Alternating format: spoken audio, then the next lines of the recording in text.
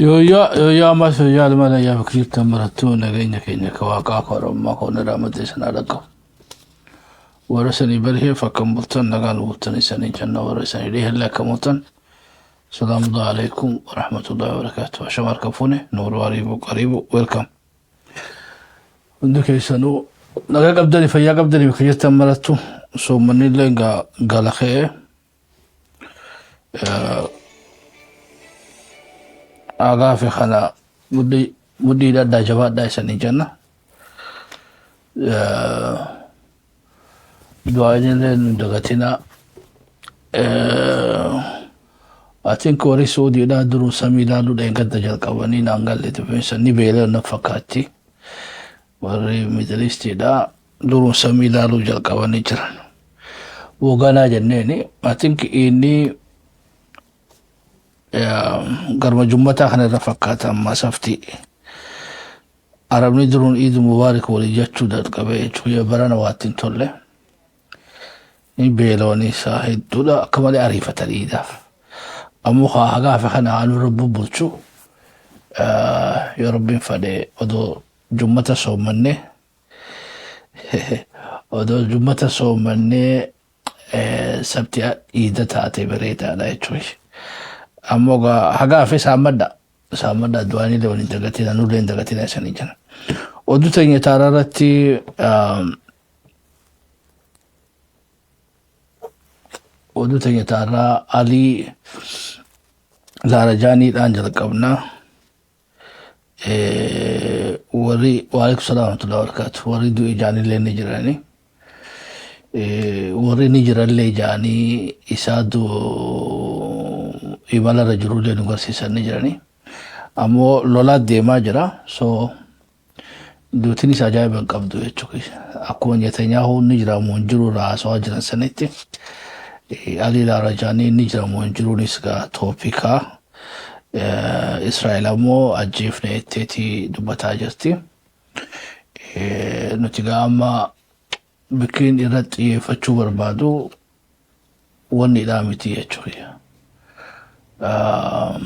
بكرة يفتشو بربادو نجرا في جروسا عارفنو أمو يو جراتي إني خوني شوري جراتو نساء أمتا إيران مال فيدا دوتي ساتو لولا راخر رتي ميدا سينك أو دو جيجيرا مسين في الدرا صوتو الرا آيادا نفكات أتي ولي قلاسا علي لارجانين نما مودريتي دا يچوي ورا جيجيرا وبربادو مشتبه جيادان وتقوي تندن دين يچوي منقد دوم تسن كيسا تقوي نيس جنريشنا بيتي غافا أمريكا وجي صاحباتيس جراتن منقد دوم بيتي رقولي ساني قدان ورا غافا إلى سلاسي جرو يچوي في ورا أما جرو وري أما جروخهم بكدوان غافا إلى سلاسي تنانجرو رخشاتي فخلانا نما يادتا واني كومبلكسيتي تكر مجرتي يچوكيا دي هاي لسلاسي سندرومي سن مجرتي أكونتي ياو هقواتك إشواني يتسيادتي يچوك وي برقو فاسا نمجان أمرورو نجوتو يچومتي يچوك يو contradiction سمونا ما خس يوتو قبروبا إلى سلاسي داتي في جرو رخشا غافا ساني I think manguddon hoggansa Ali Larajani fudaddu ejettanin Said Ali Larajani خاجي سنسانيس إسماعيل غاني إرقدان جنريشني manguddoo dha خيران كوني لولا الرسلاتاتي في المفرنية تقي سلابيتي أكا غافا بران نغستيچا صاحب إلى سلا سيدا شاه جان سنتي ودو أمريكا في نونكو ولي قال لي سانشني نوراخي جرو غاري خيسي جرانين كيسو مجرتي يچوي فيلن نور إساني نمبر 1 كان واني دغچون قبل كان even جارسل لي أكسيتي أمسيسان يچوي جارسل لي أكسيتي أمسيسان لولارا أمريكا هارا رمنو تنافقا إيراوان نقودين قبضو يچوي waan dogoota hagoo yaa qophaa'uudha tulubbuu isii baasee jechuudha. So Ali Rarajani nama ammoo Trump wajjin haaso. Trump nama teknokraatiidha, nama siyaasaadha, Awurooppaan amantuu, UN nama siyaasaa keessa bobbolee jechuudha. Kanaafuu umriidhaan illee nama guddaadha. Nama ministeerummaa ammatti harkaa qabu miti. Gorsaa Geetaachoo Asaffaa Iraanii jechuudha. Gorsaa intelligensiidha. Kan fi waa'ee security Iraan irratti gorsaadha. Hojiin isaa kanumaa jechuudha. Odoo jiraate gaa hoggansi leadership yookaan jennu hogganaan gaafa lolaatii fi hogganaan gaafa nageenya adda addaa jechuudha. Ali Laarajaaniin yoo Iraan lola kana dhaabdee gara araaraa deemuu barbaadde Ali Laarajaan itti haajamanii jechuudha. Isanii galaayyuu ammoo yoo ni lola kajaan taate nama misaalan darbuu durooniin hin oofu wayitee nama ari'u qabu miti fiiguu bahuu miti. So basically Iraan baraaruu keessatti waan fayyadu hin qabu jechuudha. Akkam jechuudha. Atin yoga akkasiin ilaalle irra gaarii amma hoggaa hanga biraa abdii kutattanii jechuudha. Iraan abdii kutatti yoo kaabineedhaa fi koloneera tokko adda wallaalte. Amma kaabineen tokkoo fi koloneerii tokko yoo wobotti makaman beeytee hamtuutu gaa woboodhaaf yeroo sanitti beeytee irra faayidaa qaba. Atin koloneeraatu irra faayidaa qaba. Kaabineen nama siyaasaati. Innis hojii isaa kophaadha jechuudha. Yeroo Iraan duulaa lolaa jirtu kana keessatti Ali Laarajaaniin yoo jiraates mangudduma biyyaa ta'a jechuudha. Warruma nama araarsu san ta'a. Koomishina araaraa biyyoolessaa san ta'a malee waan guddoo lafarratti waan jijjiiruun qabu jechuudha. Wanni irra Iraan miidhu maal yoo jenne wanni irra Iraan miidhu waraana. Manguddoo miti. Manguddoo wanni dachii gubbaa jirtu sanii miti.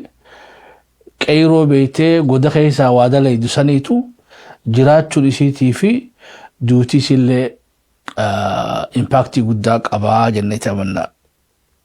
Yoo sirrii taane mee saniin gaafadha. Ali Laarajaaniin duutii isaa lola kana beeytee ni hanqifti. Aboo lakkiin hanqiftoonni koomishina araaraati. Eega hojiin dhumtee fagaattuu gaa dippiloomaasii irratti Iraan gargaaruu danda'a malee ammatti hogganaa murteessaa warri jettan takka takkanaa kanna. Warri ammoo aboo nama jabaa nurraa innaa lillaahi wa innaa ilaihi raaji'uun warri jettee isla wala banaa kanna.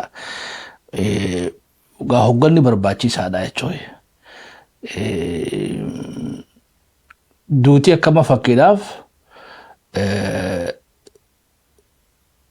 Suleymaanii duutii isaa beeytee gara duutii isaa sanii Iraan ni miiti jechuudha. Miitee jirtillee. Inni duudhaatu Ismail Haniyaadhaatii fi Hassan Nasrallah fi beeytee waa hedduu Iraan humna gurguddoo alarraa qabdu san akka dhabdu isii godheedha. Ammoo duutii Ali Laarajaanii kaabinee jirturraa Lammaa Magarsaadhaati jechuudha. Irra wayyaa kaabinee ministerial kaabinee turteerra amma nama siyaasaa irra wayyaan isaa jechuudha. I think prezidaantii isumaa wayya fakkaata. Prezidaantiin san waan nuuraa irratti hin agarre jechuudha. Amma prezidaantiin kun irra guddaan manguddooleen jirtu beekadhu rakkummaan guddoon Iraan irraa Iraan lola lamaa keessa jirti. Lolli tokko lola alaa wajjin ka Israa'elii fi Ameerikaa wajjin godhu jirtu. Lolli tokko immoo ka if jidduu godhaa jiran. Generational gapping wal hubanna. Egaa generational gapping jira jechuudha. Amma fakkiidhaaf warra Jawaar bira amma lafaa ka'e dargaggeessaa fi Jawaarii fi Profeesar Mararaa Guddinaatii fi Jaal Marroo fi Jaal Daawud Ibsaadhaatu hiree biyyattii irratti wajji taphataa jira jechuudha. Warri siyaasaa gaa manguddoon keessaahu wanni isiin feetu moohuu kanaa miti. Ni moonallee keessan itti jee yaadu jechuudha. I don't know gaa waan hubatta yoo taate me deeply lala dhaloonni kun warra gaafa Haile Sillaasee jiru jechuudha warra gaafa quufaa Ameerikaa hojii saahibaa ture ummanni kun manguddoon ture wannummaan irraa garaa kutachuu dadhabaniifu Iraan gaafa Ameerikaa hojii turte sani irra quufa turteedha akka akkaunti jechuudha jechuudha way bara Haile Sillaasee sanyetti bara beete bara quufaa ammoo kana biraatis beekadhu namni akka Haile Sillaasee gabroonfataa sin jiru beekadhu egaa syndrome Haile Sillaasee sanitu contradiction uumaa jira Iraan keessatti jechuudha warra gaafa Ameerikaan nugsichi isaanii Haile Sillaasee isaanii hojii turte quufa keessa turaniitu rooroo namicha kanatti aaranii ammoo fincila godhanii namicha firraa kaasan silaawwanni manguddoon tun feetu maali namicha firraa ari'anii ammoo Ameerikaa wajjin beekee saahiba ta'uu ni fedhanii jechuudha so gajaruma kana deemee hoggansarra bahee gaa lolamaas bifa adda addaatu achi gaggeeffamaa jira Ali Laarajanii yoo kaduu taate Ameerikaa moo Israa'eliitu ajjeesisanii fakkaate mee isaniin gaafadha fakkeedhaaf mee oduun agarree jennu isan oduun laalle gaafa isan gaafadhu isan oduun laalle Ali Laarajanii Israa'eliitu ajjeesuu barbaadamu Ameerikaatu ajjeesuu barbaada warri Israa'eliitu ajjeesuu barbaade tan takata karaa kanna warri Ameerikaatu ajjeesuu barbaade tan lama lama kanna sababa isaatis isaniif himaa jechuudha Ali Laarajanii du'a isaa namni barbaadu Israa'el wanni Israa'el du'a isaa barbaaduuf maal ogaanne isinis beekadhu moohuun qabaadha baramma moohuun qabaadha nama waa araarsu kan hundu fixu jirti keessa warra moderate Trump wajjin na duubaan haasawanii beekee Trump ni jalaa deebisa jettu hundaa'u dhawuu jirti jechuudha dhawuu jirti ammoo gaa dhawuu tana Iraan keessaa maal fixu jirti jechuudha kaabineef kaadiree fixu jirti Iraan keessaa jaasarraa jalqabee yeroo guddaan isaanii guutuun isaanii warra beekee nagaa fi araara san barbaadu jechuudha deeply gaa yoo seenaa keessa seentan isanumaaf galayyeetti yaada jechuudha namni Ali Laarajanii alajjee du'e isaaniin jechaan jiru yoo ammoo kaduu taate namni ajjeesuu barbaadu afaaniin laayii baafatee ni ajjeesetti illee Israa'el ajjeese illee ta'etti isiidha maalii fi yogaanne taphaa deemaa jira laalas keessa taphaa addaa Israa'el fi Ameerikaanuu beekadhu akka waraabessa wal cinaa yaa'aa jiran jechuudha wal duraa duuban wal shakkanii kanatti hojii deemaa jiran tapha kana keessatti Trump nagaheenii bahaadha Israa'el isa baataadha mootummaan Iraan jijjiiramuu qabdi regime change yoo dongooni bikka takkalee dhaquu hin dandeessudha so gaa taphni kun akkatti fufuuf Israa'el loluma Ameerikaa wajji godhaa jirtu kana wajjiin keessatti warra beekee nagaa buusuu danda'u fixu jirti isani gala warra nagaa buusuu fadhu hunda fixu jirti jechuudha maaliif gaa taphni kun akka dheeratu feetisiin abdiin kutannee jechuudha ammallee uummanni ka'ee fincilaa gaa kijiba Trump fuutee lolatti neexeetu uummataaf fincilaadha so gaa uummanni akka fincilaniif hoggansa fixu qabdi ummataaf confidence kanuudhaaf malee bar dhaqeetiin Iraan cabsee qabadhaan amma tana isaan lachuutu mana amane jechuudha Ameerikaan ni beekti jechuudha isaanuma dubbataa jiran saboo Ali Laarajanii kun nu dubbisaa jira maaliif Israa'el ajjeeftiin isaan keessaa qeeriinuma fiddi jechuudha Ali Laarajanii gaa Iraan irra Ameerikaa irra miidhaa jechuudha duuti isaa yoo kaduu taate tana haganaan biraa honnu qabxiin biraa gaa ministeerri haajaa alaa Iraan imalaaf gara biyya Arabaa deemaa jira loluma arra Iraanii fi Israa'el fi Ameerikaa jidduu deemaa jiru kana keessa lolli Israa'el gaggeessaa jirtu jira khabira ammaas addaa jechuudha maqaa Iraaniin namni beekee bika gaazatti miiran amma gaazatti saffeeyeen dhuftee dhowwate isaanii jechuudha droonii shaahid taakijiba ta'e fi tolfatan qaban teknoolojii xayyaara awwanni xeeraa labaabiin Ukraine gubbaa kufteerraa ta'uma san fakkaatu teknolojii hatan ta Iran waan nama qofachiiftu jechuudha. Teknolojii Iran Ameerikaanis hatteeti xayyaaruma san fakkaatu tolfattee jirti. Droonuma san Israa'elillee sanuma tolfattee sogaa lola Iran gaggeessaa jirtu kana keessatti Iran kiriilli tarsimoo isii lafa kaayyattee biyyoota Arabaa kan Muslimaa kan naannoo kana jiran aniin dha'u ammoo beeziilee achi jirtuun dhawaadha beezii Ameerikaa. Beezuma tana cinatti ammas gaa bikka beetee waan civilian infrastructure tahe waan beetee waan waraanaa wajjin hidhaan ta'in Israa'el dhawaa jirti. Suudiidhaa isii dhaweedha. Ka Omaanis ka Bahreenis bikka garii dubbataa jirani gaa basaasa boombiidhaa ka dhoosu Qaxarii fi Suudii keessattuu qaban basaasa Mosaadii jechuudha.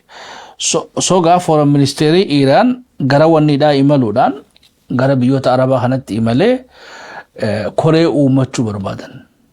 Koreen isaan uumachuu barbaadan illee koree beektee waan kana to'achuu dandeessu. Because saatalaayitii irraa booda deebi'anii misaa'iloonni sa'aa fi guyyaa sanitti bikka sanitti bikka kamirraa darbamee kajuusanii identify godhuu ni danda'an. Walbataa jirra. So foreign ministeerii gara wanniidhaa imalee jira jechuudha gara Iran. Tanaas hagana biraa kunnu oduun biraa gaa kajirtu keessa xiqqisho ammas naannoonummaa kunu akkamii laaluun barbaachisan fakkaata. GCC wanni jennuun amma Khaliija. Khaliijni kun biyyoota beetee jaana fakkaata Bahreen, Oman, Saudi, Qatar, Kuwait fi United Arab Emirates. Population isaanii toora heddumni namaa toora namaa beetee miliyoona 63-64 akkana. Waan Saudiin ta'in irra guddaa amma harka 150 amma 50 ol lammii biyya biraatu dhufee jiraata jechuudha. Amma gaa lakkoofsi namaa ka GCCdha amma Khaliija nama miliyoon 63-64 san keessa namni beetee miliyooni 35 lammii biyya biraati jechuudha. Gaa odoo Oromootti dhideeniyoo Oromootti daane gaa maybe toora 60 miliyoona 67 ta'uu ni mala jechuudha. Gaa keenya kawasii hanan lakkoon amma nama viizaa fi paasapooraan seenee biyya san keessa jiraatu Khaliija keessa nama toora miliyoona 63ti. 65 akkana 63 yoo moo Oromoo teenya taseente taariba gootetti daane nama miliyoon 2 dhabnu achi keessa jechuudha. So toora miliyoon 67ti. Hayyee kana keessa namni abbaan biyyaa meeqaa ogaa jenne nama miliyoona 32 amma 33. Galaga miliyoona 65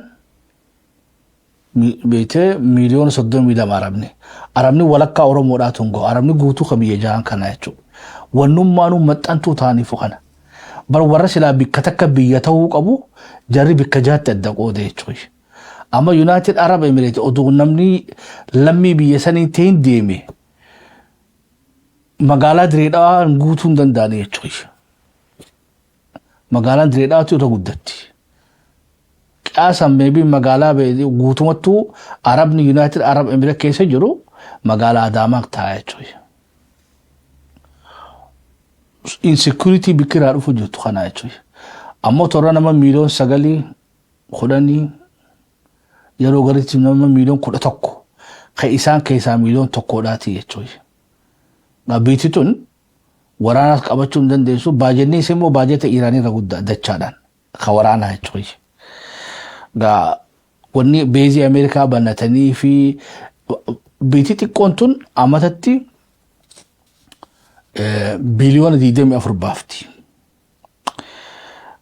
Qabxiin biraa 91 lola Iraanirraa lola Iraaqii fi lola Iraaq Saddam Hussein hojii Ameerikaan fi waahiloon isii godhan ilaa ammatti toora biliyoona tiriliyoona 3.5 ilaa tiriliyoona 4ti baajenni isaanii amata dila kanaa jechuudha. Ongaa waliin cufitan toora tiriliyoona 3.5 ilaa tiriliyoona 4 baasan arabni. Kun hundi gaa baajata nu eegaadhaati jechuudha. Meeshaa bitanii jira kana gubbaan. Amata 20 dabre kana toora tiriliyoona 2 dhiyaatu maallaqa baasan meeshoo bituudhaaf. So baajanni na eegaadhaa tiriliyoona 4 meeshaan beektee itti fi'eena yaanii Ameerikaa irraa bitatan itti haajamanii fi ittiin haajamne jidduu tiriliyoona 2 taat teknoolojii fi maarree fi security maarree kajuu fi nu basaasaa fi maarree at least soga amata 20 wahin kana keessatti 30 wahin kana keessatti biitti arabaa tiriliyoona 7 ol baafte. Amma gaaffiin jirtu tiriliyoona 7 ol baasanii Iiraan ammoo amata 30 keessatti maallaqni isiin baafte toora biliyoona 400ti. Amma 30 keessatti pirojektii gaarra misaayilaa fi dirooniidhaa fi lola irratti gaggeeffataa jirtu kana toora beektee tiriliyoona biliyoona 400dhaati. So reeshiyoodhaan doolaara tokko ka Iiraan baaftu Arabni doolaara 14-15 baasan. Dachaa 15 isi ol maallaqa baasanii isi ol meeshaa bitatanii Iiraan ammoo fi oomishatte jechuudha. Arragaa waan amata 30 tiriliyoona 7 ol hin jaaran san hundaa'u arra beetee Sijiilii fi Khaybarii fi beetee Kormishaarii fi kanaan daaraa hayxee jechuudha. Nawwattan jiran soga maallaqa laafaa miti kaachi jiru jechuudha. Ammoo maallaqni kun bitee fi jira nagayaa fi security isaan barbaadan no amata 30 booda arkine jechuudha reality. Arra kasilaanu eega jaanu beetee ifirraa eeguu jira jechuudha Iiraan dhokatee. Tanaas agana biraa kunnu tabiraa gaawaa Sijiili the dancing beetee maalitanii misaala goomaraa deemusan beekte huyjee shoggoyee taphachaa samii keessa deemusan gaa bakka hedduu dhawaa jira jechuudha. Oduun ganama kana oduu seenin dura arkina keessa saa 24 amma 36 dabre keessatti misaayila 23 oliini Iiraan Israa'el rukuttee jechuudha. Dhawiinsi ammaa kun dhawiinsa beektee akkama dubartiin lukkuu qaltee billitii yaani bika 12 dabaaftu sanitti akkasitti lukkusu jirti jechuudha. Miilaas, goblaas, gurraas, ijaas akkasitti waan militeeriif securityidhaa fi diinagdeedhaa walitti hidhaadhaa Iiraan akkasii billititti Israa'el waan adda baasu jirtu fakkaataa jechuudha. Gabaasan achirraa dhufteerra. Fakkiidhaaf bikkoo raadaarra ni dhawte raadaarni amma iji jaamee jira. Xayyaara Ameerikaadhaa yoo qabaate sana agarsiisu samii gubbarraa eeguu jira. Kan beektee E3 Sentry kajaaniin aerial raadaariidha. Samii gubbaahi beektee akkasitti samii gubbarraa beektee lafarraa raadaarri beektee aerial khalafaa san land raadaarii san harkaa dhawanii meena laal jetteeni Israa'el Ameerikaan xayyaara san fidee xayyaara saniitu ammoo waan seenaa bahallee laalu jiraa fi oduu jettu agarree jechuudha. Walii galaayu wanni lafaa hedduu infrastructure harkaa dhawamee jira jechuudha. Akka gaawollee Amaaraa san fakkaataa jechuudha.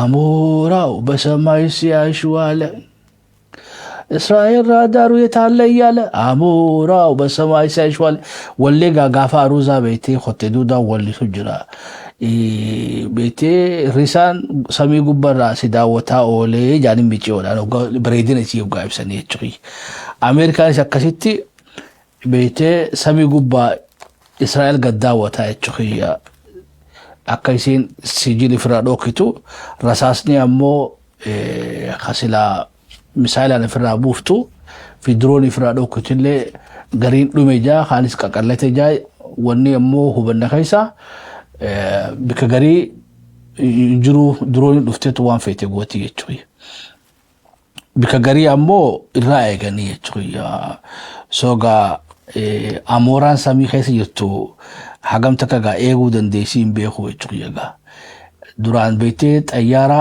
haloolaati gaaza guutanii fi jechuudha. Akkasitti F-35 fi 12 fi 18 15 deemee duula amma ammoo beekte amooraa samii gubbaa jirtu sani hudduutti galee gaaza obaasaa fi jechuudha akka achirraa laaluuf amooraa samii gubbaa jirtu sani. Hagam takka Israa'el takkaatu gaa cinqii jajjabduu keessa seente jechuudha. Cinqii jajjabduu hamtu khaysa seelani jira khabira udun atira no dufte khaysa haifan bika beete meeshaan toomishtu aerospace engineering idan center beekame sanis beete khashagoye tabason dhufe dhaye choye hui yachata dim gode choye so waan amata soddomi meeqa isaan lafa kaayatan qaama kaamera agartan kunis beete ugaa sijil dhufe waraabeen ugarsiisa yaani firra akhafaadhaan beete kaameru traafikallee mala bikka hundattu buusu jiran ta magaalaan eeganii CCTV tajaanin buusu jiran hundi akkasitti akhafaan qotee godhu jira so aerospace engineering bika isaanii bika technology gurguddaa satellite fi waan adda addaa irraa tolfattu sanis dhawan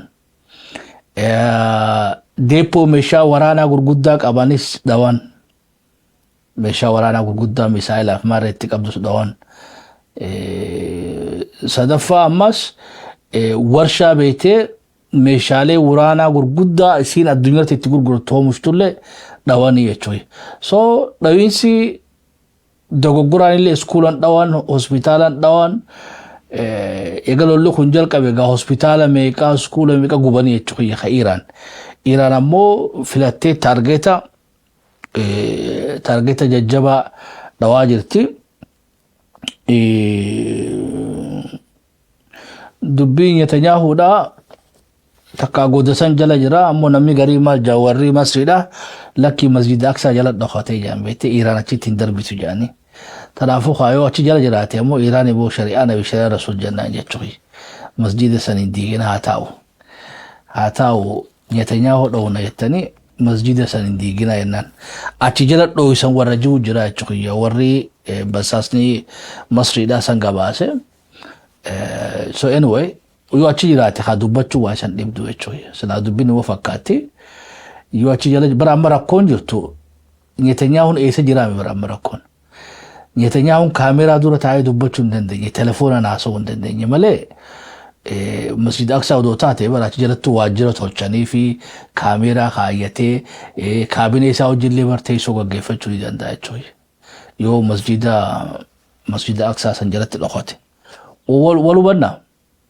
yoo achi jiraate waa rakkoo miti jechuudha dhugaadha aqilummaa sanuu achi dhokachuun sanuu waan jabduudha haa taatu ammoo achi taanaan gaa kaamera wannummaanuu AI'dhaan mataan dhukkubsuuf hin jiru jechuudha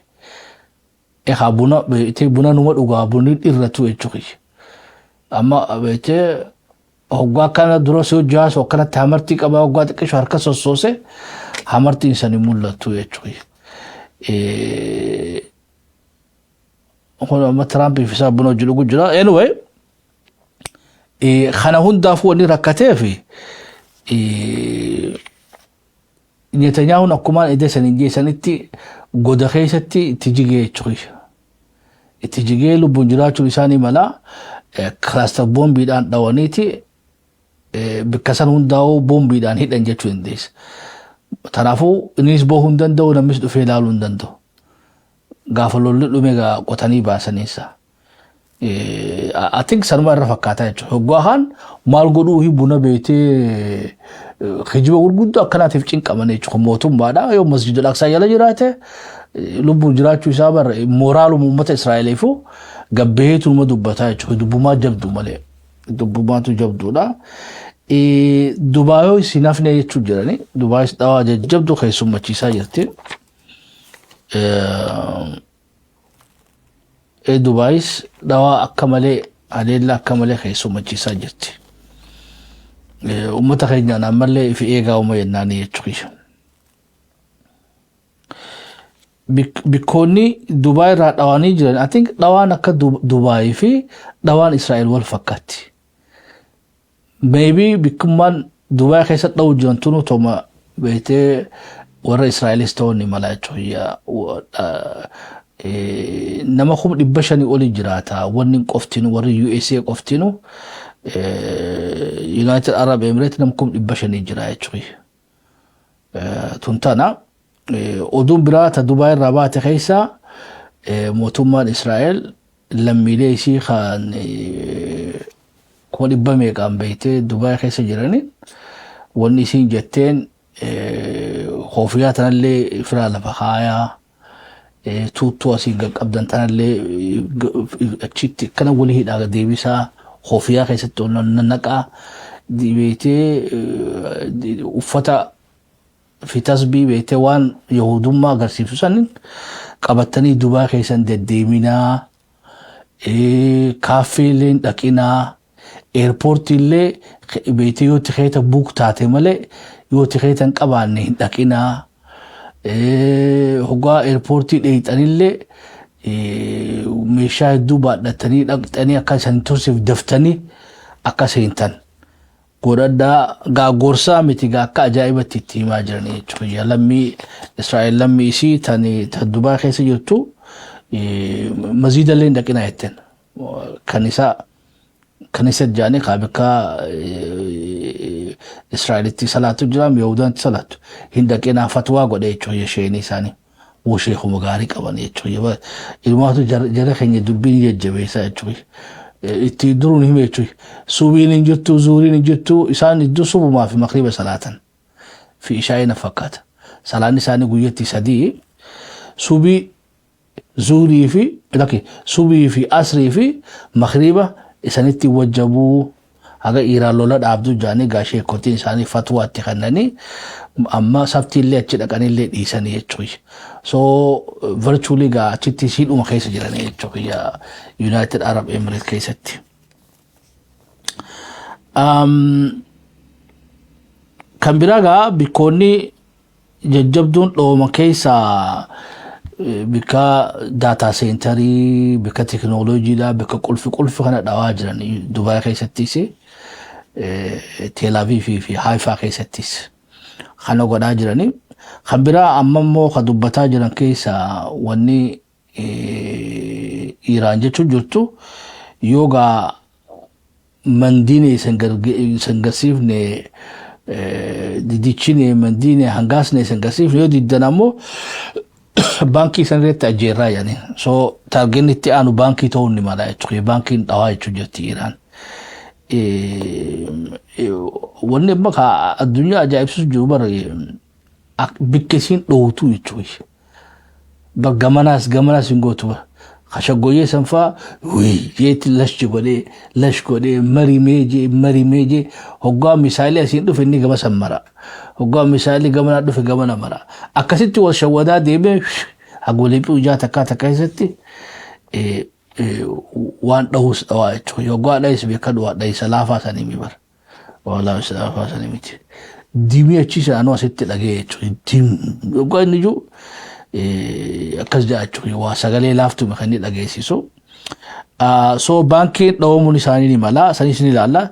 Tan biraa gaa waamichaa fi afeerraa Tiraampiin biyyoota Awurooppaadhaa biyyoota gurguddaa addunyaadhaatiif godhe warri Awurooppaadhaa wanni isaan ja'an beeytee Jarman fa'aa dhugumatti hime jechuudha. Ta Awurooppaadhaa mee haasoo isaa caqasaati waan micoon jettus laallee walitti jechaana jechuudha. Wanni garii yoo isaanummaan afaan isaaniitiin. It's got a notion in between us. Doesn't affect us. We help them. It'd be interesting to see what country wouldn't help us with a very small endeavor, which is just keeping the Strait open. And by comparison, isn't small. It's small because Iran has very little firepower left. Europe has no interest in an open-ended war. And today we imposed additional sanctions on those responsible for the violence. And this sends a message to Tehran that Iran's future cannot be built on repression. We must step up our support also to Iranian civil society. This is not Europe's war, but Europe's interests are directly at stake. Europe is not part of this war. We have not started this war, and the political objective. These sanctions on Russian oil, Europe will maintain sanctions and continue to move away from Russian fossil fuels. If we want this war to end, Moscow must have less money for the war, not more. Dialing up pressure on Russia's shadow fleet is one of the best tools we have. I commend France, Belgium and also Sweden for boarding and seizing falsely flagged tankers. It is time for the gloves to come off on Russia's shadow fleet. On EU side, the adoption of 20 sanctions package is long. Lola khaysan jirru lolli kun Kenya miti khaysan leen jirudha. Haa taatu ammoo mirga beete ummata Iran san eeguudhaaf qoqqobbii amma lagannaa irra keenyaadha. Adee roobar biitituun amata 47 lagannaa ayna khumshanii ture jira jechuudha lagannaa ayna khumshan. So waa lagannaan biraatami jechuudha. Akkama jechuudha lagannaa already labsamee Oromoon dukkaana cuftee ulaa cuftee mana taa'u jirti. Beetee deebitee lagannaa labsite jechuudha. Lagannaa irratti lagannaa labsuun hiikkaan qabu ammoo kun gaa haroo malatti beetee Trump jalaa ba'anii ammoo afaan kabajaa qabuun himaniif. Nuti hin jalqabne nuun hin gahanne keessaas hin jirru fadhiillee hin qabnudha. So deebisaan Iraan kannete kana jechuudha. Deebisaan European Union lola Iraaniif kannete kana Jarman naannoo namni nuu mari'atee hin jirudha. Namni nuu mari'atee hin jiru deebisaa Jarmanii Ingilizii fi Xibiraatis namnummaan niin dhufa jee hin jiru jechuudha. Dhimmi biraa maayiratti saayinsii irraa geesse dhimmi biraa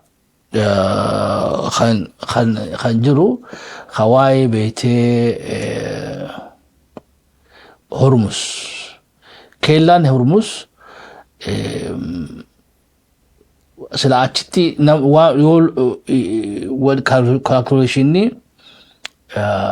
calculationii amma yaadni Trumpidha amma Trumpiin wanni inni yaade yoo Iraan na gargaaraa jeen beetee nan gargaarani ammoo Gaazaa keessaniif kootaati markaba keessan ergadhaa Gaazaa keessan asiin baafadhaa wanjee namoonni dhufanidha wanni inni yaade tanallee jalaa didanii jechuudha. Wanni jalaa didaniifis jaalala Iraan qofa odoo hin taane because guddaan isaanii isaa jechuudha. Egaa guddaan isaaniitu bakka san rakkate beektaa kaa dubbii jabdu jechuudha. Markabni Ibroo Shaxaa ammallee ni jira. Kaan ammoo markabni beektee USS Fordiin sagaraa guutee jira. Tuubboon guuteeti baaldiin irraa gassafaran jira. Menumaatu baaldii fayyadaman jechuun pooppoo fayyadaman jechuun oduun achirraa nu dhufte.